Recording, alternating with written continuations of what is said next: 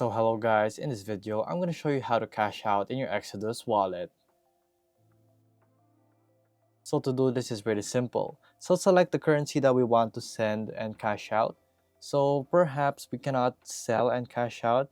So we have the sell option but it's not available in our country. So this is going to be a solution for those who doesn't have those solutions. So here we have Bitcoin.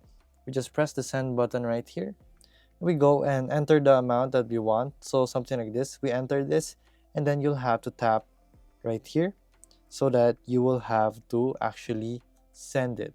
So here's the wallet address that you're gonna send it to. So basically here we're gonna use Binance as an example and we want to transfer. So we're just gonna go with BTC right here. Oh, this is the other version. Wait, so it's a deposit actually. We go with BTC, Bitcoin, and then here we enter the deposit address. So we go here and then let's just enter the amount, something like this, enter, and then we tap here to paste it. And then there you go. So when your wallet doesn't have enough balance, it won't be able to send it right here.